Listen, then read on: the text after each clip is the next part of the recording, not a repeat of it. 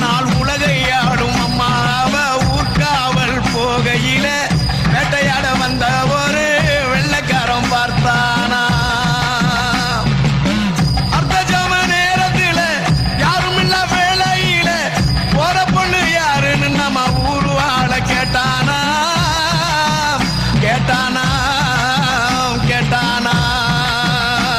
அது பொண்ணு இல்ல மானிட பொண்ணு இல்ல இந்த மண்ணை